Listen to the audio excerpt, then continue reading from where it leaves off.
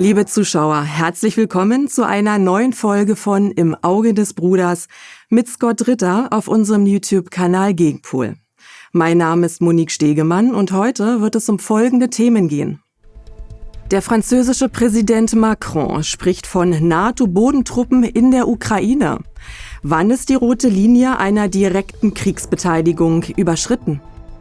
Transnistrien stellt sich offiziell unter den Schutz Russlands. Rollte nun die russische Offensive auf Odessa an? US-Außenpolitik setzt auf Krieg und Rüstung statt auf Diplomatie. Welchen Einfluss hat der militärisch-industrielle Komplex auf die US-Politik? Und nachgefragt bei Scott Ritter, was muss Deutschland tun, um aus EU und NATO auszutreten?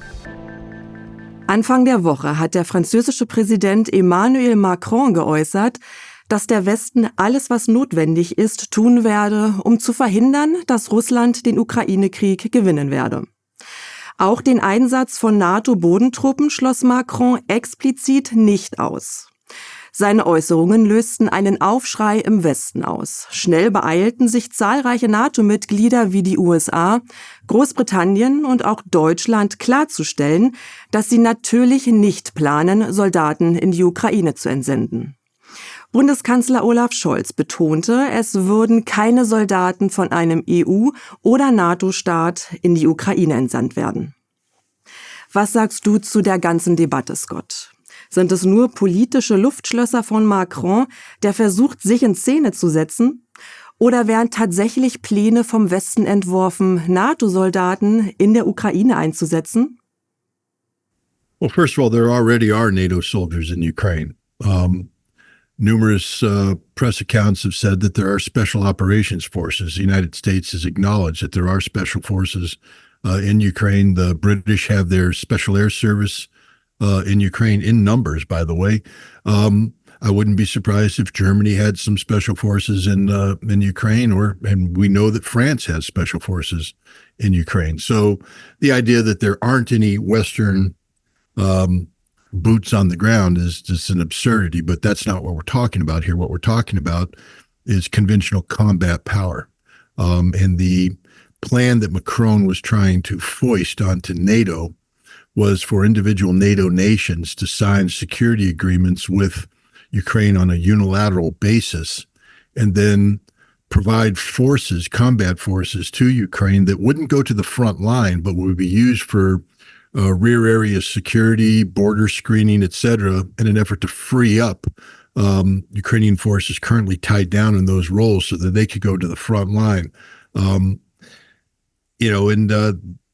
That's what he was trying to push. I think he was quickly put in his place by people who recognize the insanity of such an action. Russia has made it clear that if you put combat troops on the ground, conventional combat troops, that's a red line, and that these troops would be subjected to attack, and more than likely the decision-making centers associated with these troops would likewise be attacked and destroyed. So just to make it clear for your German audience, if the German parliament approved an application by the chancellor to deploy German combat troops on Ukrainian soil, the Russians would not only kill every single one of those Germans, but they would probably destroy Berlin in the process.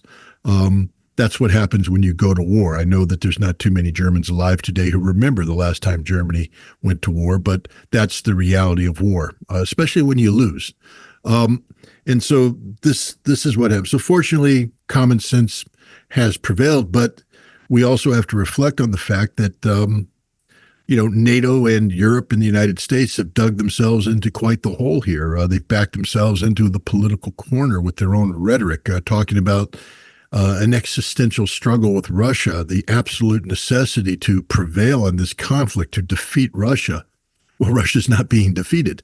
And so what happens when everything that you said must happen and for your survival doesn't happen?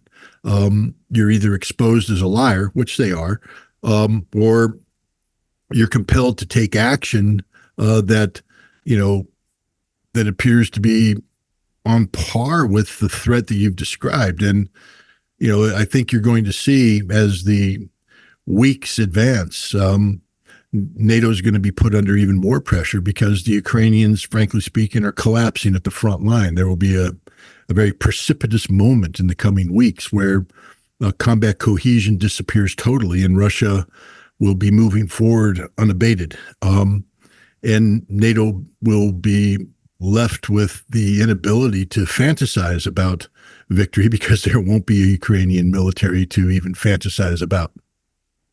Die russische Reaktion auf Macrons Vorstoß fiel, wie du schon sagtest, Scott, deutlich aus. Der Vorsitzende des Komitees für Außenpolitik des russischen Föderationsrates, Konstantin Kosachev, warnte den Westen vor einem katastrophalen Szenario, wenn tatsächlich NATO-Soldaten in der Ukraine eingesetzt würden. Kosachev sprach von einer roten Linie, womit die NATO nicht länger nur ein Kriegsunterstützer wäre, sondern direkte Kriegspartei. Und auch Kreml-Sprecher Dmitri Peskov betonte, dass in einem solchen Fall ein Krieg Russlands gegen die NATO unvermeidbar wäre. Vergangene Woche jedoch hatte der russische General Sergei Rutskoi nach der Einnahme Awdejewkas berichtet, als Söldner getarnte NATO-Soldaten nehmen an den militärischen Operationen teil. Sie kontrollieren Luftabwehrsysteme, operativ-taktische Raketen und Mehrfachraketenwerfer und gehen in Angriffskommandos. Was fehlt dann eigentlich noch, bis die von Moskau kommunizierte rote Linie zur direkten Kriegspartei überschritten wird? I think the standard is conventional military units in their totality. Poland has apparently formed units, but they, immediately get what the term is sheep-dipped, turned into Ukrainian units. But if Polish units went to Ukraine as Polish units under the Polish flag, that would be a red line. If French units went to Ukraine as French units under the French flag, that would be a red line. Right now, yes, we have mercenaries, we have contractors, we have people operating in a covert status, doing exactly what the Russian general spoke of. You need to understand that Ukraine has suffered horrendous casualties, and these casualties aren't just the frontline units, but the support units as well. And when the United States and Europe provides Ukraine with advanced weapon systems, for instance, air defense systems that require months to train a Western operator, Ukraine doesn't have anybody qualified to operate these systems, and they need them now, right now. They don't need them months from now. And so these systems are deployed to Ukraine, and they are operated either in totality or at least under the supervision of Western specialists, more than likely people who have left active duty either temporarily or permanently or under some form of contractual obligation to Ukraine just for legal purposes. But at the end of the day, when this contract ends, they'll return to the United States or their European nation, and they'll resume their career as an active duty military professional.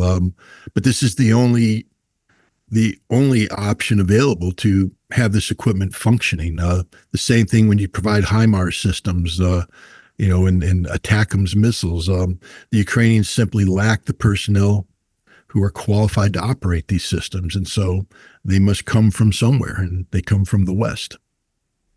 Kannst du bitte eine offene und ehrliche Einschätzung geben, Scott?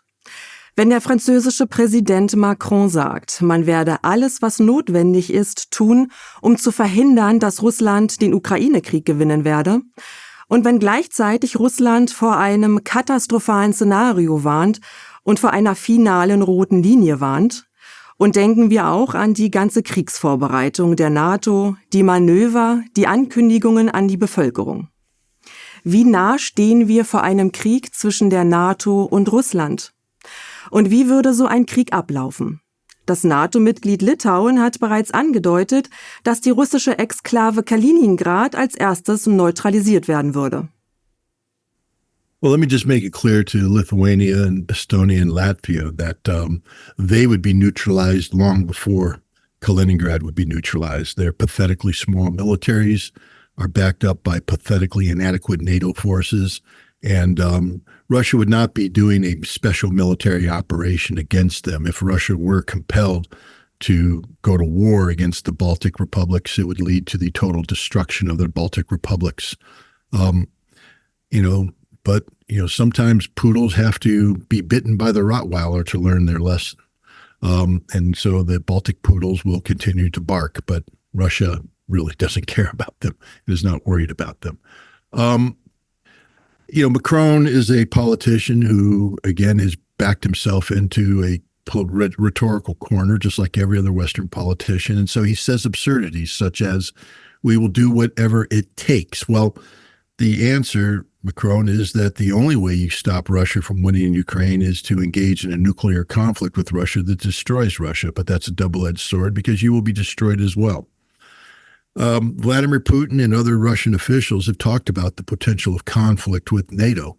And Putin has said that, if red lines are crossed, then NATO will be a party. And he understands what Article 5 is. He understands what collective defense is. So does Russia. He's also said that NATO in its totality possesses tremendous military capabilities that are larger than Russia's, although some people would argue that last point. And that Russia just isn't going to wait around for NATO to mobilize its superior power, that if NATO makes a decision to engage in armed conflict with Russia, Russia will respect that decision, which means that Russia will instantly strike all NATO decision-making centers and the decision-making centers of the nations that are taking the lead in a conflict with Russia. And while these initial strikes may be conventional in nature, if NATO wants to up the ante to nuclear capability, then Russia will be more than happy to do that. And as Putin has pointed out, Russia has a distinct advantage in nuclear weapons. And so it would be the end of NATO, the end of Europe, and the end of anybody who wanted to go to war with Russia. So now you have to bring yourself back into Macron's shoes, whatever it takes.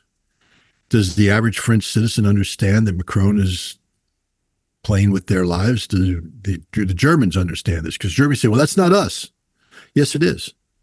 Because you're part of NATO, you idiots. You've allowed yourself to be tied to this madman named Macron. So his words will take you to war and you will die. If you live in the Netherlands, you will die. All of NATO will die. But we don't want this. Then don't join NATO. But you have a NATO leader who is mouthing off in an irresponsible manner about doing whatever it takes to defeat Russia. And that means that Russia will do whatever it takes to ensure that that defeat never happens. And that means the destruction of all of Europe.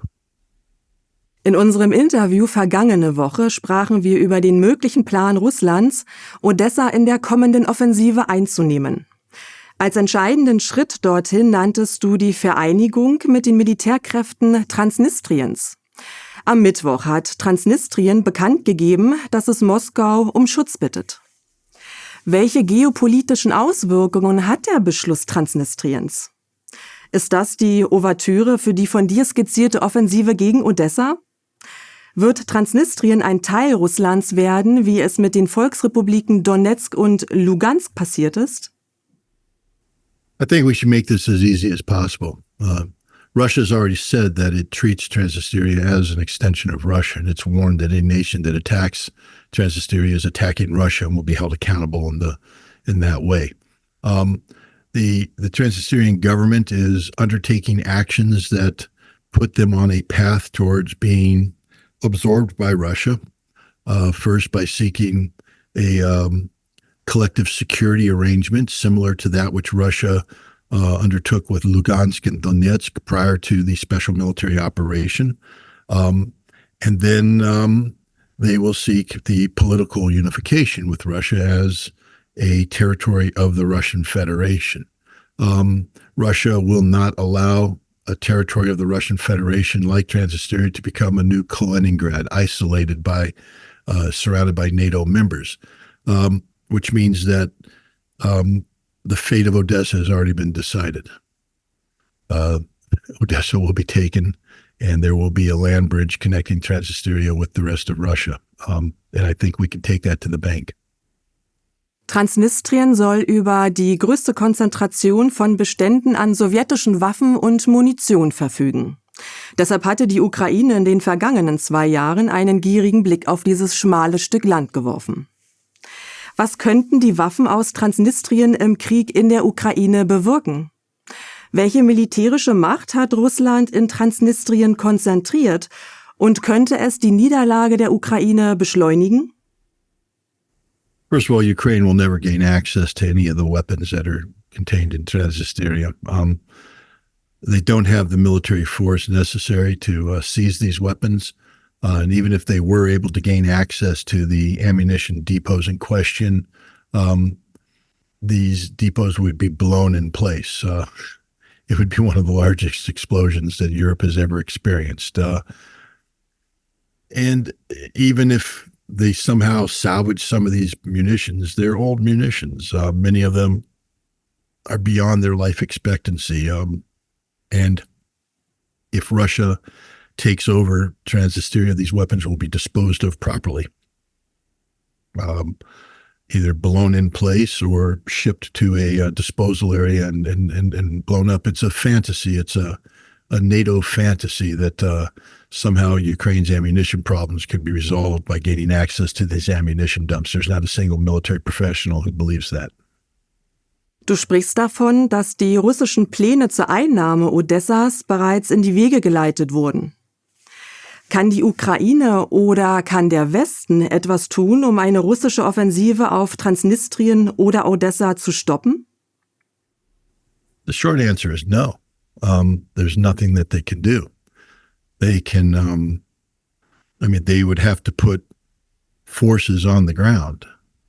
But I think people need to reflect on certain realities. This isn't a board game where you can move pieces around on a map willy-nilly wherever your finger decides to put them. To move a military unit requires transportation, and it requires logistics. And that unit, when it deploys someplace, has to be sustained logistically, which means you either have to forward deploy the ammunition, the fuel, the food, everything they need deployed, or you have to have a line of communications from existing depots supplying them. Either way, you become vulnerable. If you forward deploy, those become targets. Russia hits the targets. The units now have no sustainability. They die. If they're coming from a rear area, a depot, that depot will be struck. Now they're cut off and they're going to die. NATO is being stressed right now like it's never been stressed in a long time. And I'm not talking about potential conflict with Russia. NATO's running the largest exercise since the 1980s.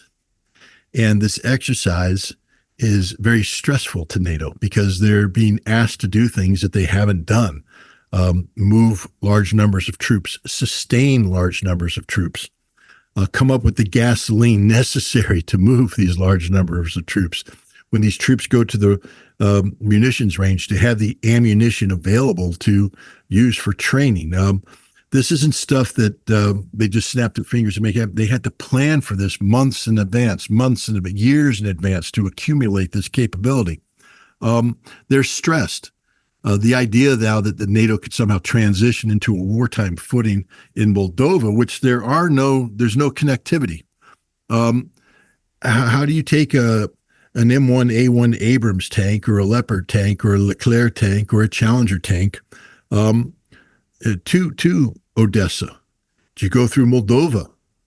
Have you looked at Moldova's roads? Can Moldova's roads handle this traffic? Do they have bridges capable of handling the combined weight of a main battle tank and a heavy equipment transport vehicle? And the answer is no.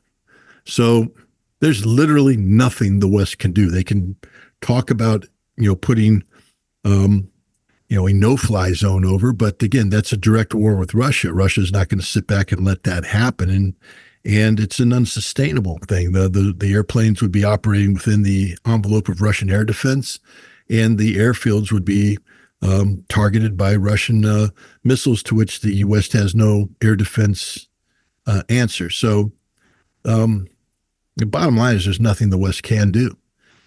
If Russia wants Odessa, and it appears that Russia does want Odessa, then Russia will take Odessa.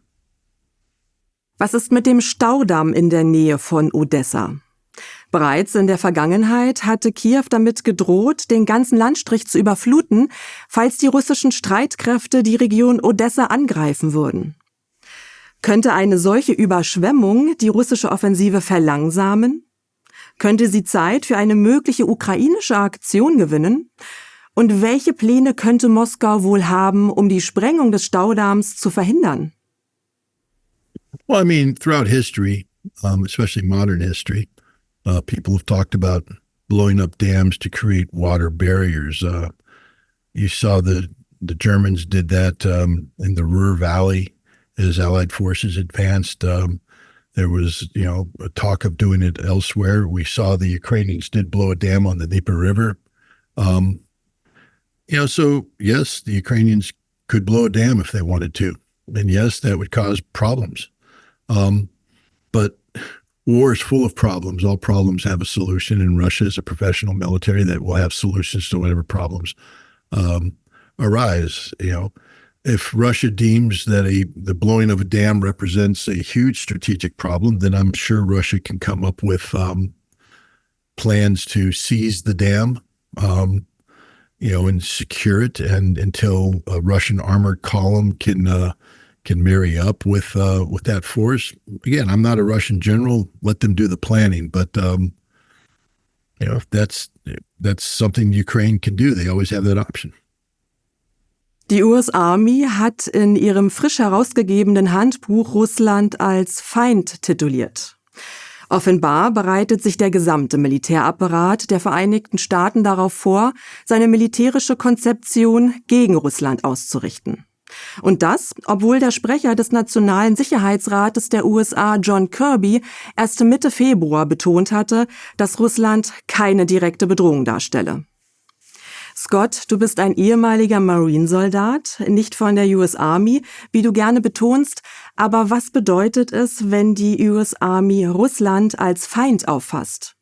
Betrifft das auch andere Truppenteile, wie etwa die Luftwaffe oder deine Marines? Und was sagst du als ehemaliger US-Soldat zu dieser politischen und militärischen Ausrichtung deines Landes? Well, first of all, the Army doesn't undertake unilateral actions. And so if the Army is considering Russia to be the enemy, then some sort of directive has come down from above in Department of Defense that has said you need to prepare for the potential of a war against Russia, which means that now focus will be put on Russian tactics, Russian equipment, coming up with force structures, and our own tactics, our own operations that are designed to defeat the Russian enemy on the battlefield. When I was in the Marine Corps, the Soviet Union was the enemy. And all we did is train to fight a Soviet enemy. I briefed all of my units on Soviet artillery capabilities. We designed our exercises around Soviet capabilities. We trained very realistically so that if we ever had to go to war against the Soviet Union, we wouldn't be taken by surprise. We would already be familiar with what needs to be done, and that's just the way the military works. I think, as a former Marine, I think it's imperative that the U.S. military be prepared to prevail in combat against any potential enemy, and so I don't have a problem with the United States preparing to fight anybody. What I do have a problem with is policies that push us in the direction of war.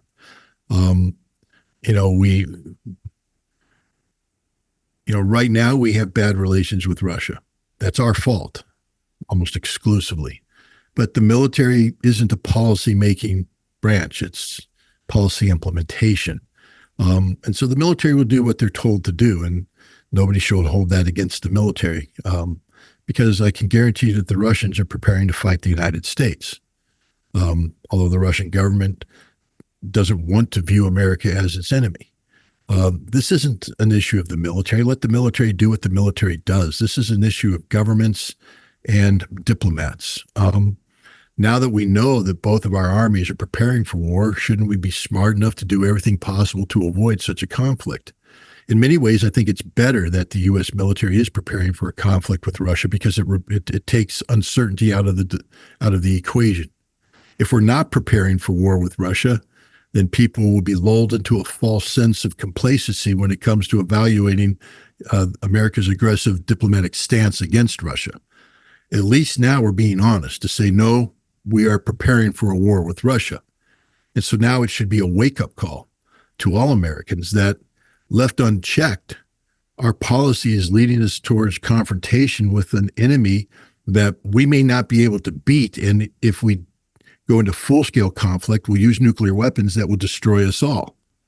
So at least we brought some clarity to the problem. And now it's up to the American people to put pressure on their elected representatives to change this policy, to alter the direction that we're on. And having the military preparing for war against Russia is a great wake-up call. So in some ways, I thank the Pentagon for helping achieve this level of clarity. Lass uns beim Thema US-Militärkomplex bleiben. Wir haben eine spannende Zuschauerfrage zugeschickt bekommen, die wir dir gerne weiterleiten. Kannst du, Scott, Stellung beziehen zu dem Einfluss des militärisch-industriellen Komplexes der USA auf die Ausrichtung der US-Politik? So hatte US-Präsident Dwight D. Eisenhower in seiner Abschiedsrede vom 17. Januar 1961 ausdrücklich vor den Verflechtungen und Einflüssen des militärisch-industriellen Komplexes in den USA gewarnt.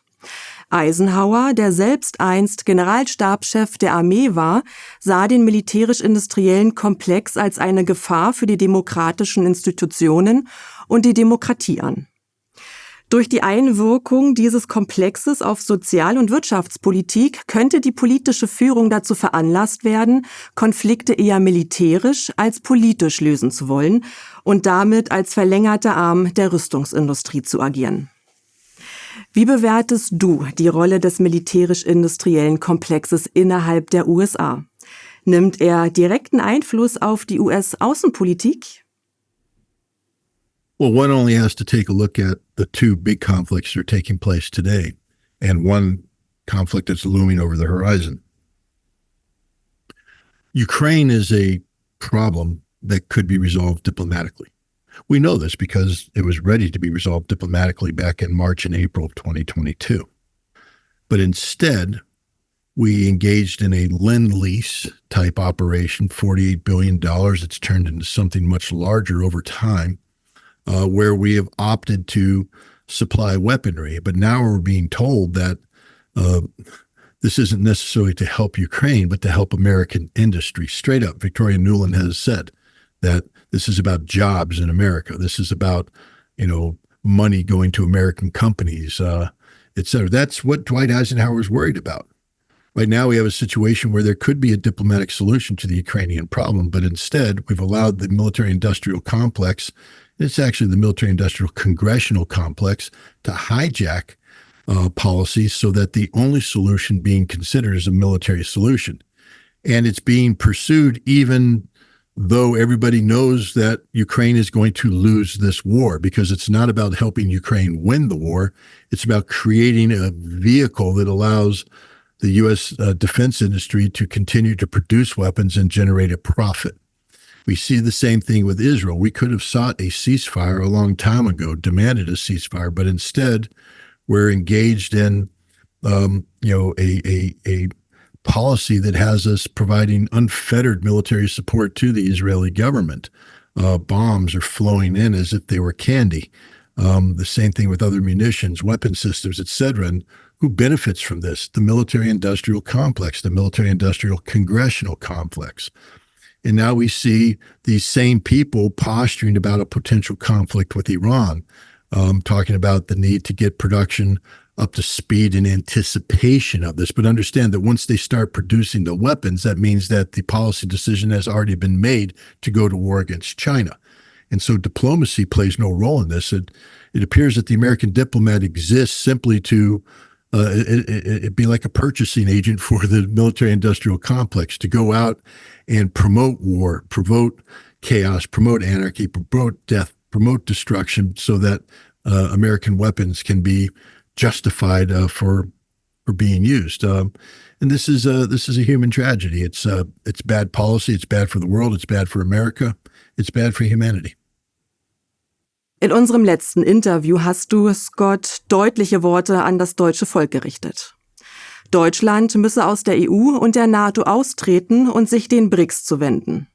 Unser Publikum fragt nun, wie das konkret politisch möglich sein kann.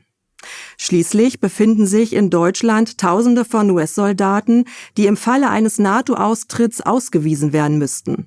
Zudem sind viele deutsche Monopolunternehmen eng verbunden mit dem US-Kapital und werden zum Teil sogar transatlantisch gesteuert. Würde ein Bruch mit der NATO nicht unvermeidlich mit einem radikalen Bruch mit den USA zusammenfallen? Kann Deutschland sich das Frankreich der 1960er Jahre zum Vorbild nehmen, als Präsident Charles de Gaulle entschied, Frankreich aus der militärischen Struktur der NATO zurückzuziehen? Oder noch konkreter gefragt, welche Schritte wären notwendig, national wie international, damit Deutschland die NATO verlassen könnte? Well, it's actually very simple. Take control of your government. Step one. Put people in power that put Germany first. Step two. Step three, withdraw from NATO. It's easy, guys. Withdraw from NATO. Say, I quit. Step four, send letters to the United States terminating the status of forces agreement and saying that the troops are no longer welcome on German soil and they should leave. That there will be, you no longer authorize American troops to carry out military exercises. You deny American aircraft any overflight that isn't directly related to the withdrawal of American forces.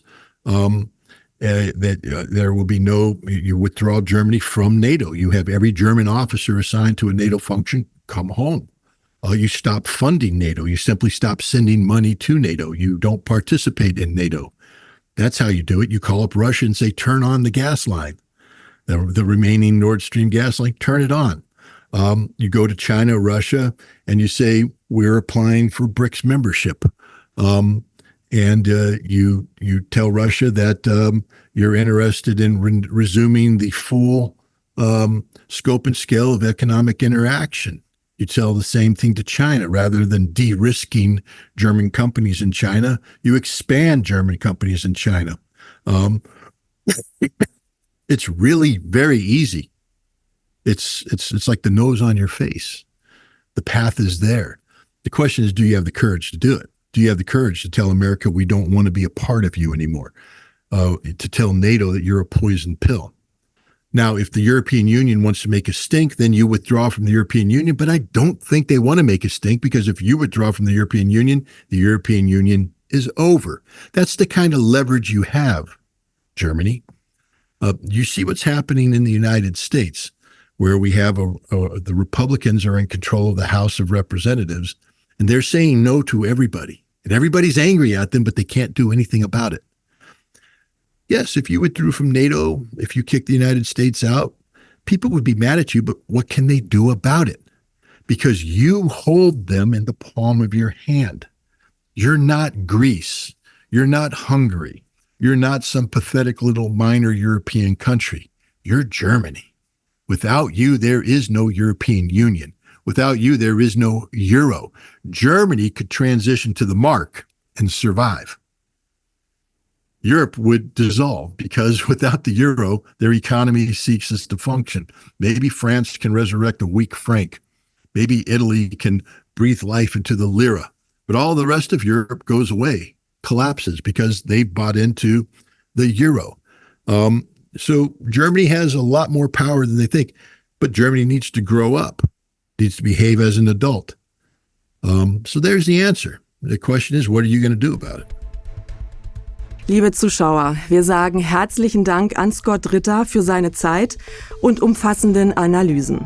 Und auch an euch, wie immer, vielen Dank fürs Zuschauen.